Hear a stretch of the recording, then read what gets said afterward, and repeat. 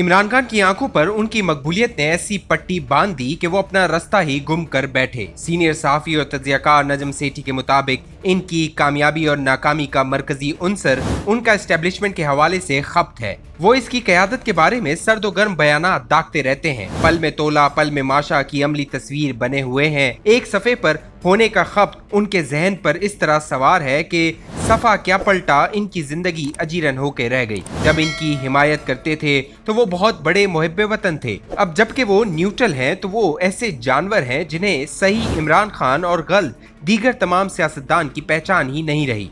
गुज़िश्ता हफ्ते इमरान खान ने गरजते हुए कहा कि पाक फौज के शेरों की क़यादत एक गीदड़ कर रहा है। जाहिर है कि इशारा किस तरफ है, जिसे गीदड़ों की एक फौज शिकस्त से दो चार करेगी, जिसकी क़यादत एक शेर। जाहिर है कि इशारा किस तरफ कर रहा है। इमरान खान कहा करते थे जब वो वज़ीर आज़म बनेंगे वो कभी भी किसी आर्मी चीफ को मुद्दत मुलाज़मत में तौसीह नहीं देंगे, लेकिन वो तारीख में ऐसे वज़ीर आज़म के तौर पर देखे गए जिसने जनरल कमर जावेद बाजवा को मुद्दत मुलाज़मत में तौसीह देने के लिए कानून ही तब्दील कर डाला। कहा करते थे कि आर्मी चीफ की नामजदगी वज़ीर आज़म का इस्तेहकाक है। अब वो कहते हैं कि वज़ीर आज़म शहबाज शरीफ को नवंबर में आर्मी चीफ की नामजद नहीं करना चाहिए। इसकी बजाय उन्हें जनरल बाजवा की मुद्दत को अगले इंतखाबात तक तौसीह दे देनी चाहिए ताकि इंतखाबात जीत कर वो यानी इमरान खान अगला आर्मी चीफ नामजद कर सके।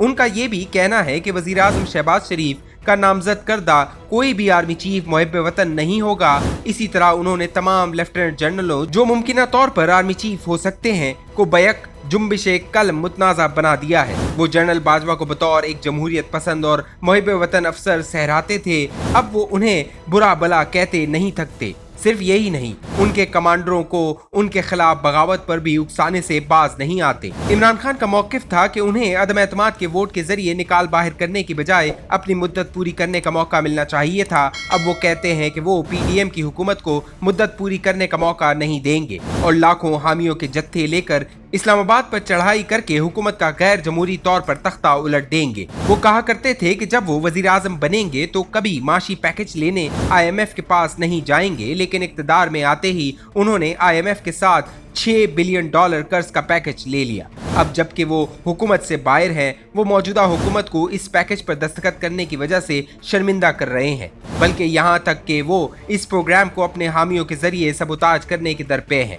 कहा करते थे कि गुज़िश्ता मार्च को अमेरिका ने उनके इक़्तिदार की तब्दीली की साजिश की और इम्पोर्टेड हुकूमत के इक़्तिदार पर बुर्जुमान होने का रास्ता हमवार किया। अब वो वाशिंगटन में CIA के साबिक अफसरान की लॉबी की खिदमत हासिल करते हुए अमरीकी हुकूमत के साथ ताल्लुकात बहाल करने की कोशिश में हैं। उन्होंने इस्लामाबाद में अमरीकी वफूद का गर्म जोशी से इस्तकबाल किया, जिसने खैबर पख्तूनख्वा हुकूमत को कुछ इमदाद फराम की थी।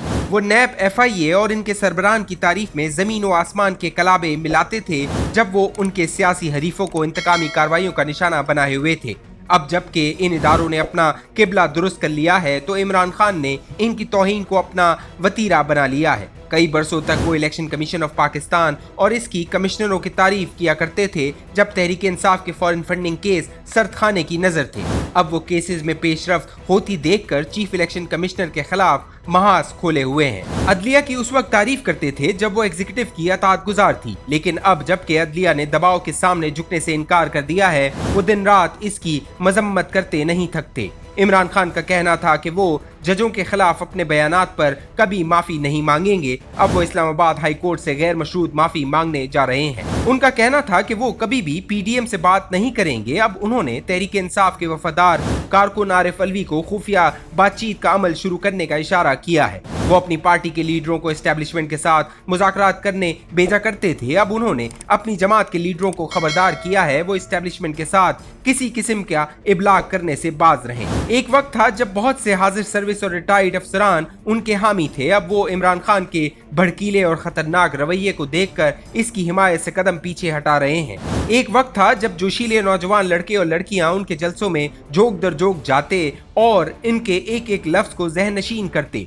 आज वो उनके दोहराए जाने वाले बयानिए को सुन सुनकर तंग आ चुके हैं। इनकी जलसों में शुरका की तादाद कम होती जा रही है। गुज़िश्ता हफ्ते इमरान खान ने अपने वफादारों को बताया कि अब या कभी नहीं का मरहला आ चुका। انہیں خوف ہے کہ اگر پی ڈی ایم حکومت کا جلد تختہ نہ الٹا گیا تو وہ اگلے آرمی چیف کو نامزد کر دے گی، معیشت سدھار لے گی اور اقتدار پر گرفت مضبوط کر لے گی۔ اس صورت میں ان کی حمایت ہوتی جائے گی اور پی ڈی ایم کو اگلے برس کے اختتام کے قریب ہونے والے انتخابات میں اکثریت حاصل کرنے کا موقع مل جائے گا۔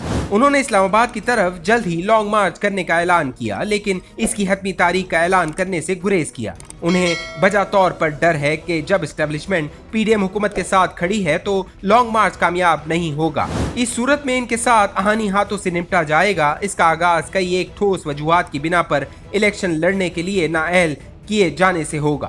عمران خان کے حامیوں کا دعویٰ ہے کہ جتنی دیر بھی پی ڈی ایم اقتدار میں رہے گی، ان کے لیڈر کی ہر آن بڑھتی ہوئی مقبولیت کے سامنے ان کی ساکھ مزید گرتی جائے گی، لیکن اسی سانس میں وہ فوری طور پر تازہ انتخابات کا مطالبہ بھی کرتے ہیں، کیونکہ انہیں خدشہ ہے کہ ان کا لیڈر عوامی مقبولیت اور اسٹیبلشمنٹ کا اعتماد کھو رہا ہے۔ Chief justice of Pakistan Umar Ata Bandial نے عمران خان کو بن مانگے لیکن مفید مشورہ دیا ہے کہ وہ پارلیمنٹ میں واپس چلے جائیں اور عدلیہ کو مسلسل سیاسی تنازعات میں گھسیٹنے کی بجائے اپنے سیاسی مسئلے وہیں طے کریں۔ اسٹیبلشمنٹ اور عدلیہ نے آہستہ آہستہ لیکن یقینی طور پر عمران خان سے خود کو دور کرنا شروع کر دیا ہے۔ ان کے نوجوان حامی تھکاوٹ اور مایوسی کا شکار ہیں۔ تحریک انصاف میں ان کے سینئر ساتھی ان کی ڈرامائی کلا بازیوں پر حیران پریشان ہیں۔ وہ ایک ایسے بے چین اور خپتی انسان کی طرح دکھائی دے رہے ہیں جو حقیقت کی دنیا سے بہت دور نکل آیا ہو۔ اگر وہ اسی لابالی پن کا مظاہرہ کرتے رہے تو وہ خود کو اور پاکستان کو ناقابل تلافی نقصان پہنچا بیٹھیں گے۔